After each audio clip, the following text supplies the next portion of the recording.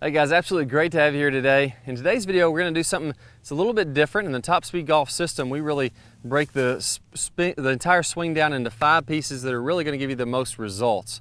So it's about eliminating a lot of the details, getting to the pieces that really matter. But there are people out there, rightfully so, and I'm like this myself, that want to know the details. We don't necessarily have to practice a lot on the details, but we like to know the details to know if what we're doing is correct, if we have a good idea on the golf swing or not. So in this video, I'm going to talk about just the left wrist. We're going to go into tons of details about how the left wrist and the club, how we're going to get forward shaft lean, how we release the club, all these things. I'm going to break it down for you piece by piece, step by step. So it's a little bit longer of a video. This isn't a video where I want you to go out and break down this and kind of master each of these individual pieces. There's nothing wrong with that. That's completely fine. But I just want to go through these details just to see if we have the right idea about how the left wrist should be working in the swing. So let's start out here at setup or address, and we'll go through the entire swing. So if you can imagine, let's say I had my golf ball here and I'm face on from a camera angle. My ball position is going to be about my left ear, logo on my shirt, somewhere around there is really nice. And because I'm tilted away, one of the 5 keys we talk about is getting a stable fluid spine. So we got to get our spine tilted away from the target. When I do this, my arms are going to hang down, my shoulders are slightly tilted as you can see, and I can have a little bit of forward shaft lean. Most of the pros you see only have a slight amount though. If you look at my left wrist, it's almost perfectly flat, but it does have a little bit of bend in it. That would be perfectly flat, meaning at the back of my left wrist, the logo of my glove and my forearm would be in a perfectly flat line. That would be a lot of forward shaft lean. I want to have a little bit of a relaxed left wrist there, so a little bit of bend. So this is what we call extension of the wrist, which means the knuckles back to the elbow, your palm is going out away from your body. This would be flexion of the wrist, so now my palm's back toward my body. We also have what's called radial deviation, meaning my thumb is going up, and then ulnar deviation, meaning my thumb's going down. So that's radial and ulnar deviation, or thumb up, thumb down. And then we have pronation, which means if I grabbed a doorknob and turned it to the right, that's going to be me pronating my left wrist. It's actually your forearm, your radius and your ulnar are rolling over each other in your forearm. If you grab your forearm, you can feel those bones rolling over each other. That's going to be pronation, and this would be supination. So we're going to go over those throughout the swing. So when we're letting our arms hang down at address, we have a little bit of what's called extension or palm out. It's just a very small amount. Wrist is almost flat.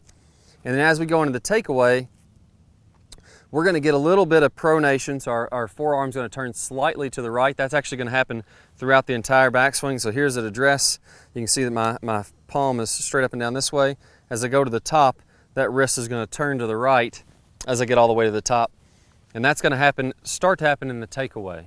So as I do my takeaway, I'm going to keep a little tiny bit of bend in this left wrist, and my wrist is going to start to pronate. My wrists are going to start to roll this way very slightly. So only a little bit's going to happen. And as I finish my takeaway, if we look at it from this direction, then as I get to when my club's parallel with the ground, you're going to see basically a rough idea. Again, small bend here, and that my club's pretty much parallel with the ground. My club head, or the leading edge of my club, is almost perpendicular to the ground. It can be a little bit shut. Some players like to do that. It could be a little bit more open. Some players like to do that. Either one's completely fine. Now what's happening with my wrist is it's in a way, it's getting toward pronating fully until that's basically matching my swing plane. So if you can imagine, I have a swing plane here, you know, that my club is swinging around. My left wrist is going to match that swing plane. It's going to be a little bit above my shoulders, and this is going to be dead flat at the top. You could get a little bit bowed, would be fine, or you could get a little bit cupped, would be fine. It all depends on what we do in our downswing. So to kind of recap on that, what's happening is we're going from a slightly cupped left wrist at address. As we go to the top of the swing, that left wrist is going to pretty much flatten out, and we're going to elevate our arm to get that club over our shoulder. So if I'm just standing straight up and down, basically here's my wrist at address, and then here as I'm going to the top, my wrist is this way, like that. So that's going to be the top of the swing. Now from there, this is what's really important. If you watch all pro players, all really good ball strikers, what they're going to do is from this position, they're going to shallow that club out a little bit. And what's going to happen is this wrist is going to flatten out. So it's either going to be pretty much dead flat, or it's going to be slightly bowed, meaning that it's getting a little bit of my palm turning into my body. Now, because I'm still pronated, because my hand's still turning like a doorknob to the right, that's going to shallow out this club. So if you watch all the pro players, they're shallowing out that club. This is going flat or a little bit bowed, and that's going to get them in a position where now they can release that club. So whether I'm playing a fade or a draw, I'm flattening out that swing plane and letting that club kick forward. And that has to do with momentum of the club. If this club gets flatter, as my hands swing forward, this momentum is going to want to kick it forward. The momentum of the club head is working toward the ball. If I get steeper and I go forward, the momentum of my club head is going this way. And we talk about that in our lag series of the Top Speed Golf system. I go down, I call it a momentum trail, talking about how the club head trails the hands, and it either wants to catch up and add speed or it wants to slow down and we actually lose some speed. So the key there is, once we get to the top, this club is going to, our hand's going to continue to pronate, and that wrist is going to go flat or a little bit bowed. If you really want to de-loft it, we're going to get a little bit bowed as we're coming into impact here. And then completely at impact, we're going to be either dead flat or a little bit bowed there too. So it depends on how much loft we're taking off this club face, and that depends on a lot on how much we're tilted away or we're over top of the ball. So most good players, most of the pros you're going to see, as they come down to impact, this is slightly bowed, and then as I get to impact there, I'm going to have this wrist a little bit bowed there, and I'm going to be having some forward shaft lean. Now from there, I'm going to release this. So this is what we call the straight line release in our Top Speed Golf system. So we got all this lag, we got these big angles between our forearms and our club. I'm hitting that ball and releasing that club on out in front. Now as I'm about 45 degrees in front, this is completely released. And then from there, my wrist is going to go ahead and bow back up. So if you're watching from this direction, there's impact, and then as I come on through, this wrist is going to go ahead and fold. I'm actually getting some cup or some extension in that wrist, and it's going to allow it to relax as I come up over my shoulder. So that's the full wrist motion. Let me go ahead and break it down for you in kind of an easier way to think about this. If we're just standing up and down, we're not creating any rotation, we're not hinged forward. So in the golf swing, my body's hinged forward and I'm rotating around it. Makes it very difficult to see how this would work. If I'm just standing straight up and down, here's my left wrist at address. So let's go ahead, I'm here, and then I'm gonna hinge forward to the ball. So I'm just gonna go ahead and stand up. There's my left wrist at address. As I go to the top of the swing, I'm gonna be here. My left arm is elevated. My wrist is pretty much flat at that position. As I start down, again, I'm pronating the wrist, turning that doorknob to the right, and it's gonna start to bow a little bit. There's impact. It's kind of by my right leg, inside of my right leg. And again, that's because my hips are open. You can see if I stand up, that's going to be about right here is where I'd be at impact. And then as I come on through, there's my straight line release. Everything is neutral. I'm releasing it in front of my body. So I went from there at the top to there's my release. And then I'm going ahead and letting it fold back up over my left shoulder as I come on through, and this can go ahead and bend. So that's letting all that energy come on through and then release on through the shot. So that's the wrist in crazy detail. I know it's probably a lot more than everybody needed, but I'm sure some people had some questions. I want to make sure that I addressed everything in there. So let's go over each individual piece. Left wrist, which would be extension and flexion, starts out a little bit bent, goes to the top, it flattens out. As it starts down, it gets a little bit bowed. We'll go to impact, and then the wrist goes ahead and bends up this way into the release. If we look at radial and ulnar deviations, that's going to be our lag. As we're coming in here, when do we get lag?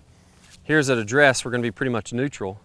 As we go to the top of the swing, we're getting most of our upward bend, thumb up radial deviation. As we continue to the downswing, so right there, as soon as we start down, that's when it maxes out. So as soon as we're there in the downswing, that's when we have the sharpest angle of thumb up. And then as we come through, we're going to release that. So this is halfway down, full amount of lag, club would be a very sharp angle there. And as we release that to the straight line release, that's going to be fully down. So it's actually firing that club this way, almost like you're casting a fishing rod. There's our straight line release, 45 degrees in front. And then from there, we're going to go ahead and let it fold back up again as we finish our swing. Pronation and supination, here's at address. As I go to the top, I'm going to pronate a little bit, continue to pronate as soon as I start my downswing. That's what's going to shallow the club out. And then from there, straight line release, I'm letting that release on through. So I'm turning to the right, turning to the left to get to this position. Now you can see the inside of my arm. So there's the backswing, there's the release, and then as you come on through, it's just going to relax and kind of go back to neutral again.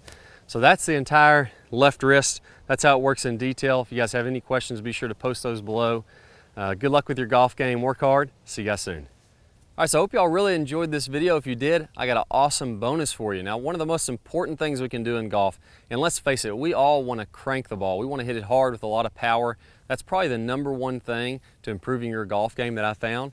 And the best thing to do to improve your speed, your power, is to get a lot more lag in the downswing. So I got a great bonus for you. One of the #1 mistakes that I see people make that is really killing their lag. I'm going to play a preview of that video.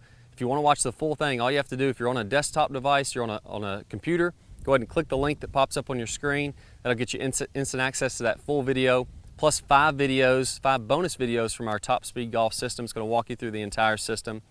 And then if you're on a mobile device, a tablet, you're going to go ahead and click on the iCard that's somewhere on the screen right now. Go ahead and click that iCard, click that link. It's going to get you instant access, and I'll see you all in the lag video. Hi guys, and welcome back. I'm Clay Ballard, and in today's video we're going to talk about one of the absolute worst drills for creating lag. It's a very common drill that I see.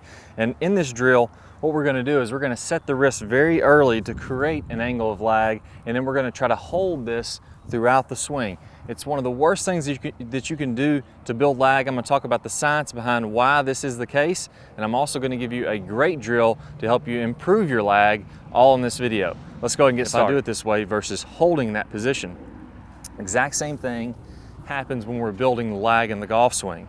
So what we want to do is throughout the swing, I want to have a very low and wide takeaway. So I'm not going to set my wrist early at all. If you look at a lot of the top players, you look at Adam Scott, very wide takeaway, not very much wrist set at all. You look at Rory McIlroy, look at Tiger Woods. All these players are using a wide takeaway and not getting very much wrist set, so that later in the swing, as we start down, we can increase this wrist set, and we're really only going to max out this angle of lag for a split second in the downswing. Okay, so a 3-step drill here. Now, as we get started with this, I want to remind you that the fulcrum in this golf club for getting a massive amount of lag is right at the end of the golf club. This is where I want my hinge point to be.